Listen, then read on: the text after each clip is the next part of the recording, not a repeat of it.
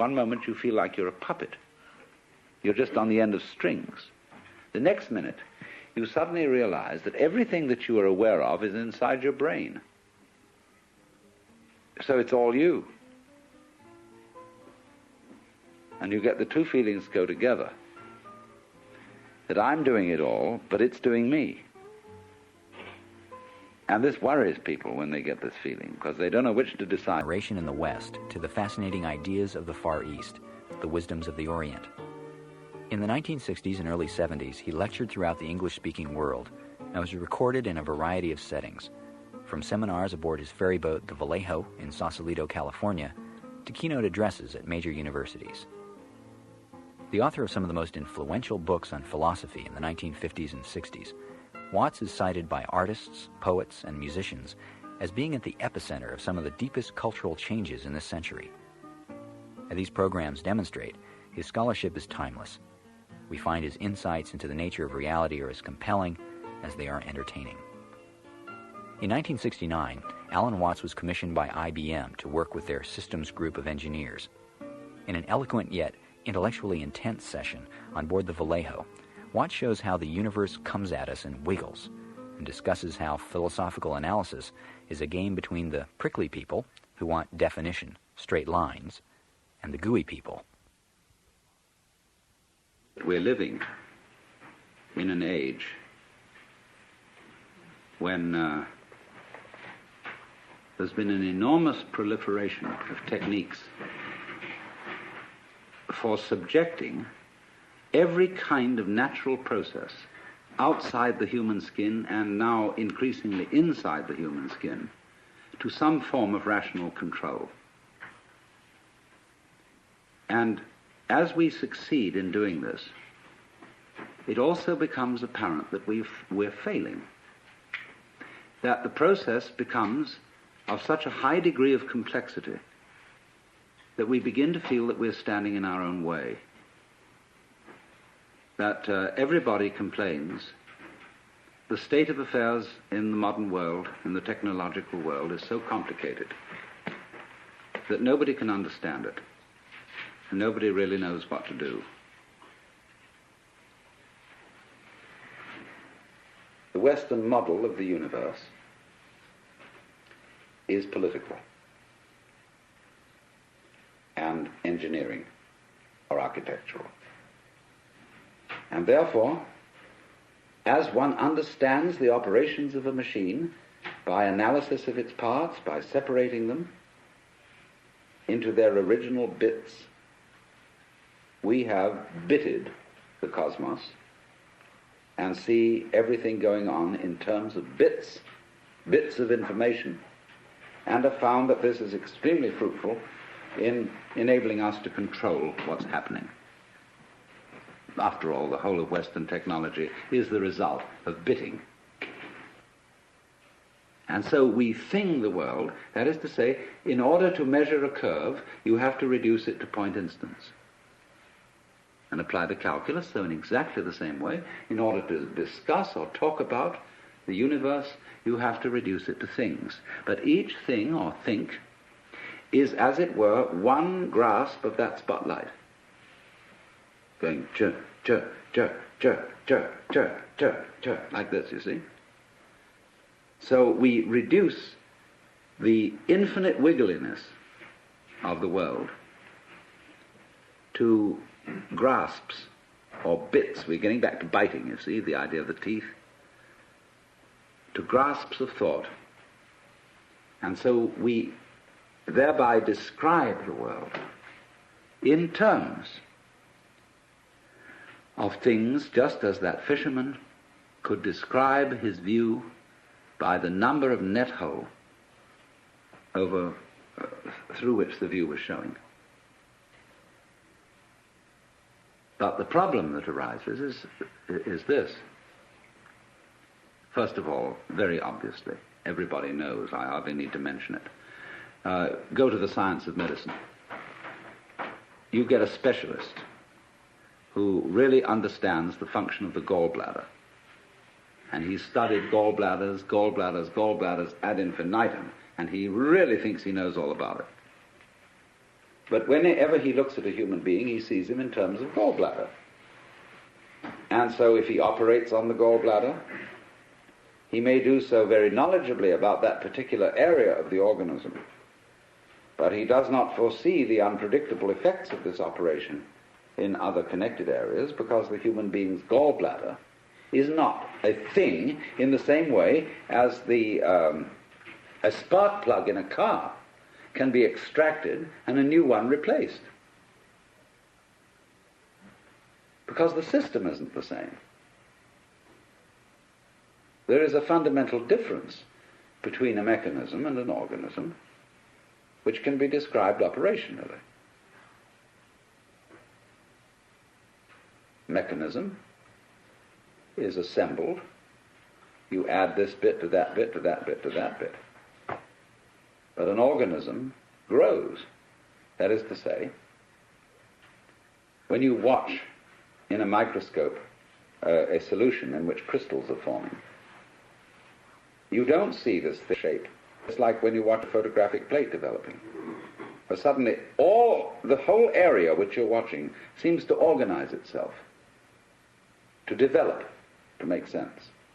Moving from the relatively simple and gooey to the relatively structured and prickly. But not by addition. So then, if we are trying to control and understand the world through conscious attention, which is a scanning system, which takes in everything bit, bit, bit, bit, bit, bit, bit, bit, bit, what we're going to run into is that if that's the only method we rely on, everything is going to appear increasingly too complicated to manage. So that you get, for example, let's take the problem of the electronic industry. The catalogues of products that are being produced over the world by the electronic industry. Who has read all the catalogues? How do you know where you've got something you're working on, whether it's patented or not? Who else has taken out a patent? Has anybody had time to read all the catalogues? Well, nobody has. They're just voluminous. And it's exactly the same in almost any other field. There's an information explosion like a population explosion. How on earth are you going to scan all that information? Yes, of course you can get computers to help you in this direction, but by Parkinson's law, the sooner you become more efficient in doing this, the more the thing is going to develop, so that you will have to have more efficient computers still to assimilate all the information. You'll be ahead, but only for a short time. So you see, there's this problem of the sort of competition of consciousness, of its how fast can you go, duty, duty, duty, duty, duty, duty, duty, duty, duty, duty, duty, duty, and keep track of it, you see? And say, I've got a good memory, I can keep track of that. And you say to you, I bet you can't. I'll go more complicated than you. See, musicians do this, drummers, you know. And they get things going, and they start, and so long as they count, and lots of musicians do count, it's crazy, but they do. And they count, and they outcomplicate each other to the point where you can't retain it any longer in memory. So you say, okay, if I can't retain it, we've got this gadget here that can.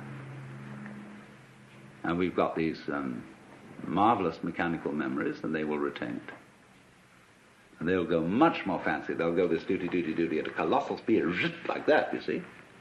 But it's the same old problem. Because you get something that can outdo that.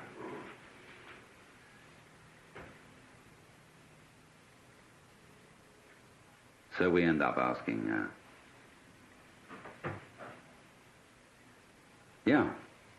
but supposing there were some other way of understanding things. Let's go back from the spotlight to the floodlight, to the extraordinary capacity of the human nervous system to comprehend situations instantaneously, without analysis. That is to say, without verbal or numerical symbolism of the situation in order to understand it. I hope you understand what I mean by that. It's clear. We do that.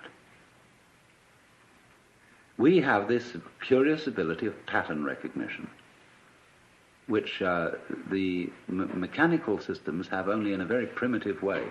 Xerox have put out a machine which recognizes figures written in almost anyone's handwriting, provided their handwriting is fairly grade school and normal. But a computer has a terrible time trying to recognize the letter A when it's printed in, say, sans serif, Gothic, longhand, or whatever kind of A you may write. The human recognizes instantly this pattern, but the computer is still at a disadvantage here. It seems to lack a kind of capacity I would call field organization, because it's all punctive, it's digital. It's like a newspaper photograph, you know, which when you look at it under a microscope is all dots. Now, so the problem is this.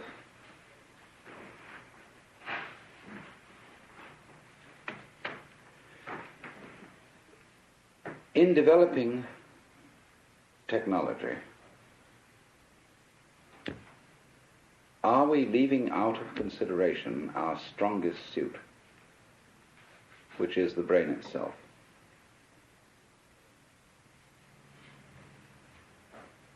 See, we are at a situation where the brain is still not really worked out by even the most competent neurologists. It puzzles them. They can't give a model of the brain in numerical or verbal language. Now, you are that, you see. You are this thing. You yourself are this thing which you yourself can't figure out. In the same way that I cannot touch the tip of this finger with the tip of this finger. I can't bite my own teeth. But I, who is attempting to touch the tip of this finger with this finger, am, by the sheer complexity of my structure, far more evolved than any system which I can imagine. This is, in a way, slightly akin to the Gödel theorem, that you can't have a system of, say, a logic which defines its own axioms. The axioms of any given system must always be defined in terms of a higher system. All right, so you are the most complex thing that has yet been encountered in the cosmos. And you can't figure you out. Now, suppose we're going to try to do that and become, as it were, completely transparent to ourselves so that we entirely understand the organization or the mechanics of our own brains. What happens when we do that? Well, you're back in the situation of God.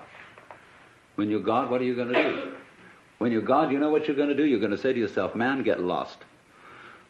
Because what you'll want is a surprise. And when you've figured everything out, there won't be any surprises. You'll be completely bored. But on the other hand,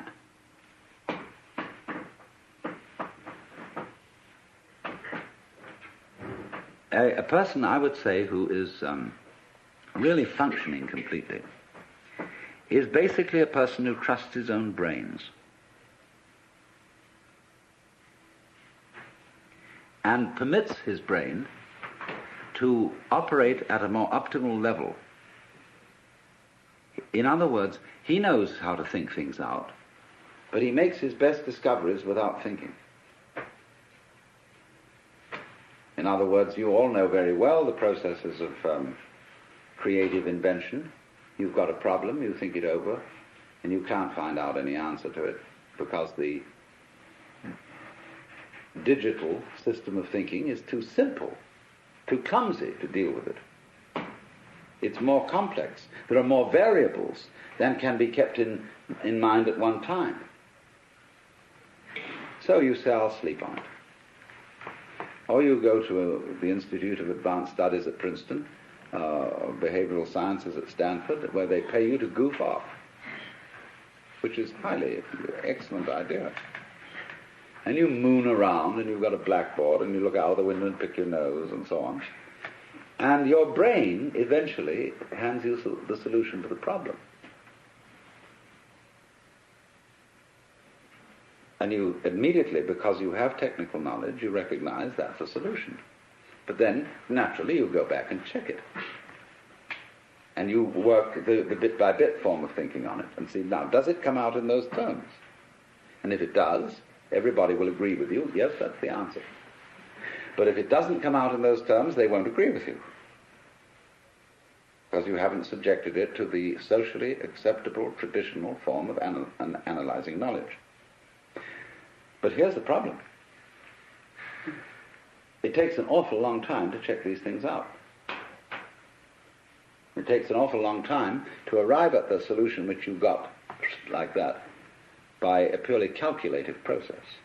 And most of the situations of life are such that they don't wait for us to make up our minds. So that an enormous amount of carefully worked out scientific knowledge is trivial. It's all very well, very finely worked out, but much too late. Because life comes at you from all sides, all over, everywhere at once. And the only thing you've got to deal with that is the thing inside here, in the skull. Now, I'm not saying this to put down all this marvelous work of calculation, brought to immense sophistication electronically and so on. Not at all, because actually you people are the first people to understand the limitations of your own kind of knowledge. And you're going to have to tell the politicians about this. They don't understand.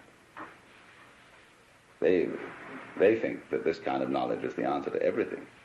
And I think most of you know it isn't. Which is not something, I repeat, against technology. It's only saying that when you walk, you put your right foot forward. And that's fine, but then you must put your left foot forward. So let's say that the great technological enterprise has been putting the right foot forward. But you must bring up the left foot. That is to say, bring up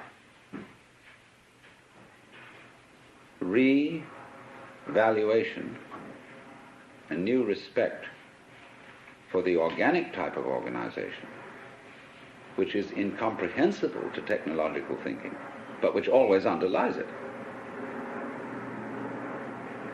That by itself doesn't work, because after you bring the left foot up, you've again got to bring up the right foot. The analytic. After goo comes prickles. After prickles comes goo. And you have to keep this thing up. And I think our danger at the present time is that we are so heady,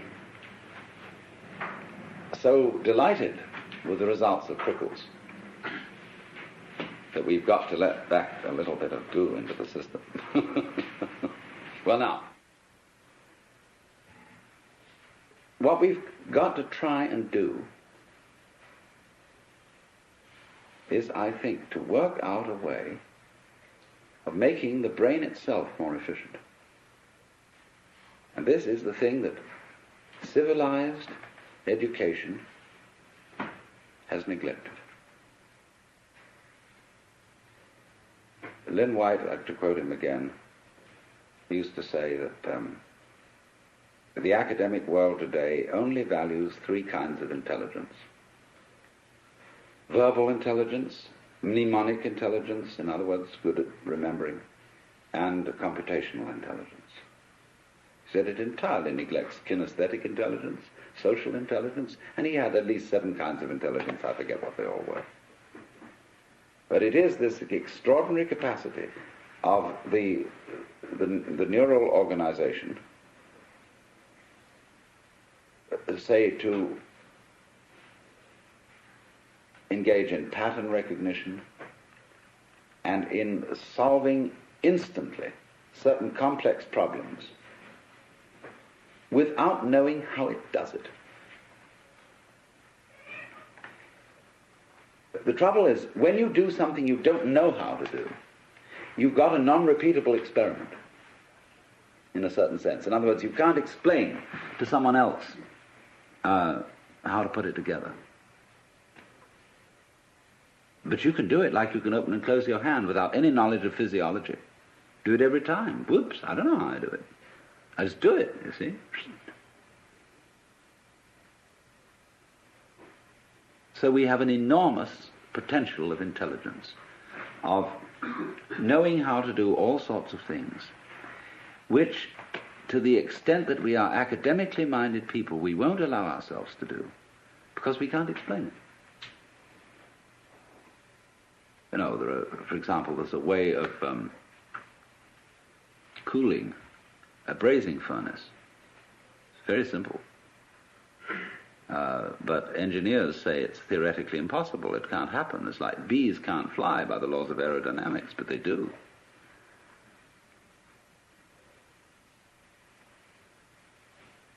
So the rather practical issue I come to is this, that technology, if it relies exclusively on linear thinking, is going to destroy the environment.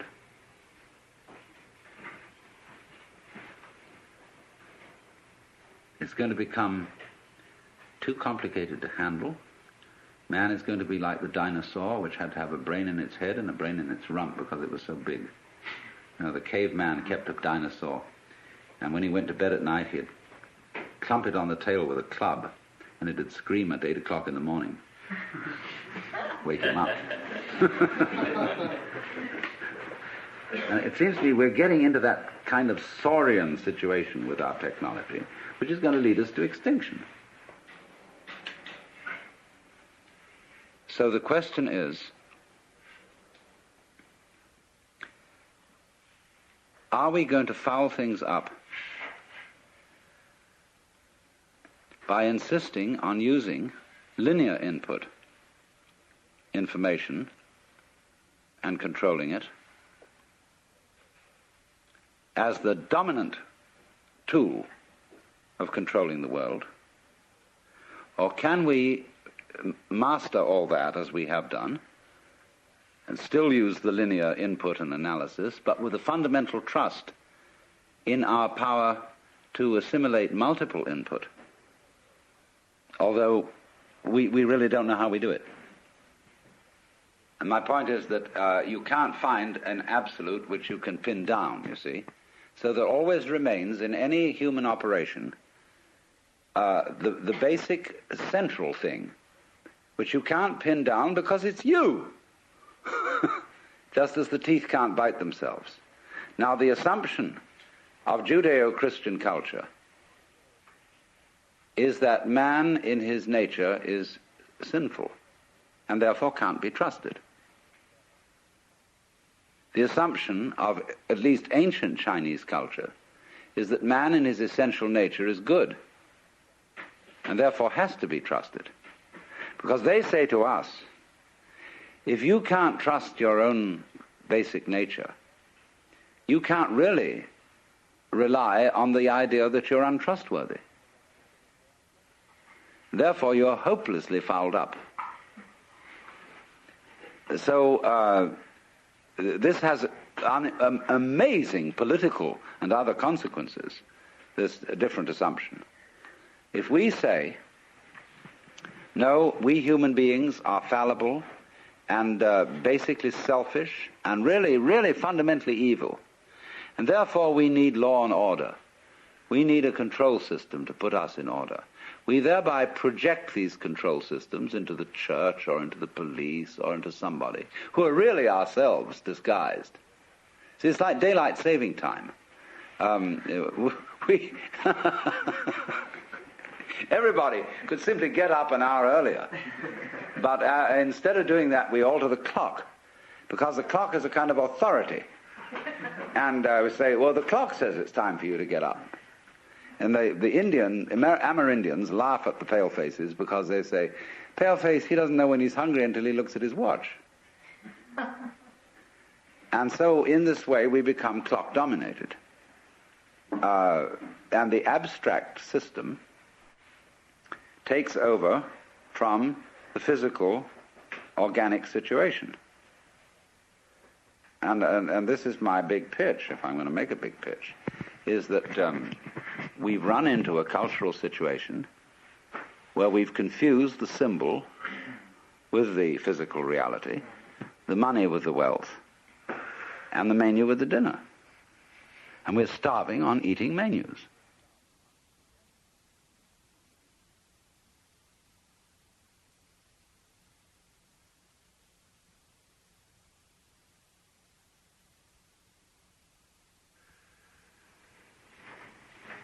Well, now, what I want to do is have a mutual brain-picking session, and I'm going to start the ball rolling by saying why I, as a philosopher, am interested in many things that you are all probably interested in professionally. Basically, what we're going to talk about, I suppose, is the problem of control, as exemplified in the ancient Latin question, quis custodia custodies ipsos, who guards the guards? Now, we know that we're living in an age when there's been an enormous proliferation of techniques for subjecting every kind of natural process outside the human skin and now increasingly inside the human skin to some form of rational control. And as we succeed in doing this, it also becomes apparent that we're failing, that the process becomes of such a high degree of complexity that we begin to feel that we're standing in our own way, that everybody complains the state of affairs in the modern world, in the technological world, is so complicated that nobody can understand it. Nobody really knows what to do. That, for example, you want to run a small business, and you find you run into such enormous legal hassles that you need so many secretaries to do the paperwork that you can hardly do the business, that you're trying to run a hospital, but that you have to spend so much time making records and writing things down on paper that you don't have much time to practice medicine, that you're trying to run a university, and the requirements, the recording, the endless red tape of the registrar's office and the administration building is such that the actual work of research and teaching is seriously hampered. And so the individual increasingly feels himself obstructed by his own cautiousness. This is basically what it is. Now, to explain myself, first of all, because most of you are strangers to me, I am a philosopher who has for many years been interested in the mutual fructification of Eastern cultures and Western cultures, studying Oriental ideas, not in the spirit of saying to the West, you ought to be converted to Oriental ideas, but in the spirit of saying, you don't understand the basic assumptions of your own culture if your own culture is the only culture you know. Everybody operates on certain basic assumptions, but very few people know what they are. You can say, very often encounter the sort of character who's an American businessman, and he says, well, I'm a practical businessman. I believe in getting results and things done, and all this thinking and highfalutin logic and nonsense is of no concern to me. Now, I know that the practical basic assumptions, the metaphysics of that man, can be defined as pragmatism, as a school of philosophy. But it's bad pragmatism because he's never thought it through. And so it's very difficult, you see, to get down to what are your basic assumptions. What do you mean by the good life? What do you mean by consistency? What do you mean by rationality? The only way of finding out what you mean by these things is by contrasting the way you look at something by the way it's looked at in another culture. And therefore we have to find cultures which are in some ways as sophisticated as our own, but as different from our own as possible. And of course, for this purpose, I always thought that the Chinese were optimal, and the Indians, the East Indians. And that by studying the ideas of these people, by studying their life goals, we could become more aware of our own. It's the old principle of triangulation. You don't establish the situation of a particular object unless you observe it from two different points of view and thereby calculate its actual distance from you. So by looking at what we are pleased to call reality, the physical world, from the basic standpoints of different cultures, I think we're in a better position to know where we are than if we only have one single line of sight. And therefore this has been my interest and my background. And arising out of this, there has come a further question, which I would call the problems of human ecology. How is man to be best related to his environment, especially in circumstances where we are in possession of an extremely powerful technology and have therefore the capacity to change our environment far more than anyone else has ever been able to do so? Are we going to end up not by civilizing the world, but by Los Angelizing it? In other words, are we going to foul our own nest as a result of technology? But all this gets down to the basic question is, really, what are you going to do if you're God? If, in other words, you find yourself in charge of the world through technological powers, and instead of leaving evolution to what we used to call in the 19th century the blind processes of nature, that was begging the question to call them blind. But at any rate, we say we're not going to leave evolution anymore to the blind forces of nature, but now we're going to direct it ourselves, because we are increasingly developing, say, control over genetic systems, control over the nervous system, control over all kinds of systems. Then, simply, what do you want to do with it? But most people don't know what they want, and have never even seriously confronted the question of what they want. You ask a group of students to sit down and write a solid paper of 20 pages on what is your idea of heaven.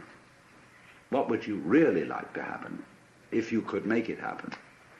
And that's the first thing that starts people really thinking, because you soon realize that a lot of the things you think you would want are not things you want at all. Supposing, just for the sake of illustration, you had the power to dream every night any dream you wanted to dream. And you could, of course, arrange for one night of dreams to be 75 years of subjective time, or any number of years of subjective time. What would you do? Well, of course, you'd start out by fulfilling every wish. You would have routs and orgies and all the most magnificent food and sexual partners and everything you could possibly imagine in that direction. When you got tired of that, after several nights, you would switch a bit and you'd soon find yourself involved in adventures and contemplating great works of art, fantastic mathematical conceptions, you would soon be rescuing princesses from dragons and all sorts of things like that. And then one night you'd say, now look, tonight what we're going to do is we're going to forget this dream as a dream.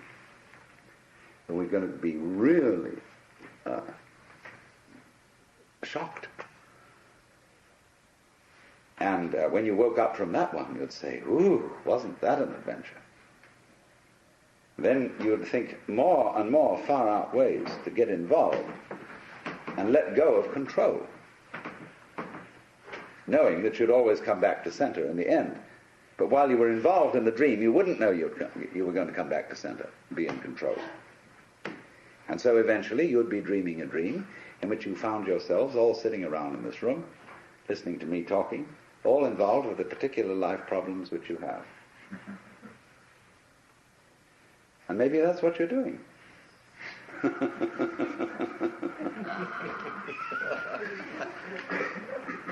But here's the difficulty, you see. The difficulty of control. Are you wise enough to play at being God? And to understand what that question means, we've got to go back to metaphysical assumptions underlying Western common sense. And whether you are a Jew or a Christian or an agnostic or an atheist, you are not uninfluenced by the whole tradition of Western culture, the models of the universe which it has employed, which influence our very language, the structure of our thought, the very constitution of logic, which are going into, say, computers. The Western model of the universe is political and engineering or architectural. It is natural for a child to ask its mother, how was I made? It would be inconceivable for a Chinese child to ask, how was I made? It might ask, how was I grown? Or how did I grow? But not how was I made, as if I were an artifact, something put together, something which is a construct. But all Western thought is based on the idea that the universe is a construct. And even when we got rid of the idea of the constructor, the personal God, we continued to think of the world in terms of a machine, in terms, say, of Newtonian mechanics, and later in terms of what we call quantum mechanics, although I find it rather difficult to understand how quantum theory is in any sense mechanics. It's much more like organics, which is to me a different concept. However, that may be. It has percolated, you see, into the roots of our common sense that the world is a construct, is an artifact. And therefore, as one understands the operations of a machine by analysis of its parts, by separating them into their original bits, we have bitted the cosmos and see everything going on in terms of bits of information, and have found that this is extremely fruitful in enabling us to control what's happening.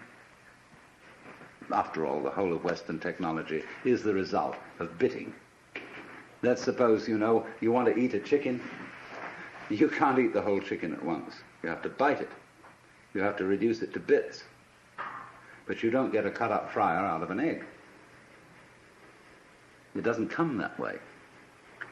So what has happened is this, that we don't know the origins of all this. It's maybe go back thousands of years.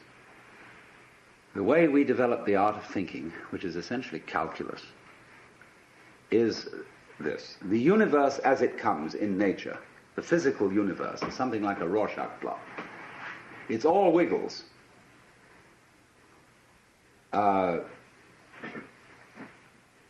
We who live in cities are not really used to this because we build everything in straight lines and rectangles and so on. Wherever you see this sort of thing, you know human beings have been around because they're always trying to straighten things out. But nature itself is clouds, is water, is the outlines of continents, is mountains, is biological existences, and all of them wiggle. And wiggly things are, to human consciousness, a little bit of a nuisance, because we want to figure it out. And it is as if, therefore, some ancient fisherman one day held up his net and looked at the world through the net. And he said, "My, just think of that. There I can see the view, and it's one, and that peak of that mountain is 1, 2, 3, 4, 5, 6 holes across. And the base is 1, 2, 3, 4, 5 holes down. Now I've got its number. See? And so the lines of latitude and longitude, the lines of celestial and terrestrial latitude and longitude, the whole idea of a matrix, of a looking at things through graph paper painted on, printed on cellophane, is the basic idea of measurement. This is the way we calculate. We break down the wiggliness of the world into comprehensible, countable, geometrical units, and thereby figure it and construct it in those terms. And this is so successful up to a point that we can, of course, come to imagine that this is the way the physical world really is. Discrete, discontinuous, full of points. In fact, a mechanism. But I want to just put into your mind the notion that this may be the prejudice of a certain personality type. You see, in the history of philosophy and poetry and art, we always find the interchange of two personality types, which I call prickles and goo. The prickly people are advocates of intellectual porcupinism. They want a rigor. They want precise statistics. And they have a certain clipped attitude in their voices, and you know this very well in academic circles. And they accuse other people of being disgustingly vague and miasmic and mystical. But the vague, miasmic and mystical people accuse the prickly people of being mere skeletons with no flesh on their bones. And they say to you, you just rattle. You're not really a human being. You know the words, but you don't know the music. And so therefore, if you belong to the prickly type, you hope that the ultimate constituent of matter is particles. If you belong to the gooey type, you hope it's waves. If you are prickly, you're a classicist. And if you're gooey, you're a romanticist. And going back into medieval philosophy, if you're prickly, you're a nominalist. If you're gooey, you're a realist. And so it goes. But we know very well that this natural universe is neither prickles nor goo exclusively. It's gooey prickles and prickly goo. And you see, it all depends on your level of magnification. If you've got your magnification on something so that the focus is clear, you've got a prickly point of view. You've got structure, shape, clearly outlined, sharply defined. The little out of focus is going to go bleh, and you've got goo. But we're always playing with the two, because it's like the question is the world basically stuff, like matter, or is it basically structure? Well, we find out, of course, today that in science we don't consider the idea of matter, of there being some sort of stuff, because supposing you wanted to describe stuff, in what terms would you describe it? You always have to describe it in terms of structure, something countable, something that can be designated as a pattern. So we never get to any basic stuff. It seems to me that this way of thinking is based on a form of consciousness which we could best call scanning. The capacity to divide experiences into bits is somehow related to a physical facility which corresponds to sweeping a radar beam or a spotlight over the environment. The advantage of the spotlight is it gives you intensely concentrated light on restricted areas. A floodlight, by comparison, has less intensity. But if you examine, say, this room were in total darkness, and you use the spotlight, very thin beam, and you scanned the room with it, you would have to retain in memory all the areas over which it passed, and then by an additive process, you would make out the contours of the room. And it seems to me that this is something in which civilized man, both in the East and in the West, has specialized. In a method of paying attention to things which we call noticing. And therefore it's highly selective. It picks out, it's punctive. It picks out features in the environment which we say are noteworthy and which we therefore register with a notation. Be it the notation of words, the notation of numbers, or such a notation, say, as algebra or music. So that we notice those things, only those things, for which we have notation.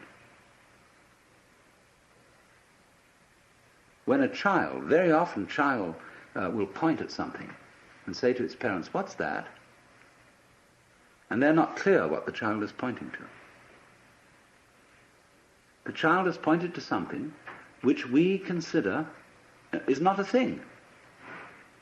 The child has pointed to an area, say, of funny pattern on a dirty wall, and has noticed a figure on it. But the child doesn't have a word for it and says, "What's that?" And the adult says, "Oh, that's just a mess." Because that doesn't count for us as a thing. So you come through this to the understanding, what do you mean by a thing? It's very fascinating to ask children, what do you mean by a thing? And they don't know, because it's one of the unexamined suppositions of the culture. What do you mean by an event? Well, everybody knows what an event is, but nobody can say. Because a thing is a think. It's a unit of thought, like an inch is a unit of measurement. And so we thing the world, that is to say, in order to measure a curve, you have to reduce it to point instants. And apply the calculus, so in exactly the same way, in order to discuss or talk about the universe, you have to reduce it to things. But each thing, or think, is, as it were, one grasp of that spotlight. Going chur, chur, chur, chur, chur, chur, chur, chur, like this, you see. So we reduce the infinite wiggliness of the world to grasps or bits. We're getting back to biting, you see, the idea of the teeth. To grasps of thought. And so we thereby describe the world in terms of things, just as that fisherman could describe his view by the number of net hole over through which the view was showing. And this has been the immensely and apparently successful enterprise of all technological culture, superbly emphasized by ourselves.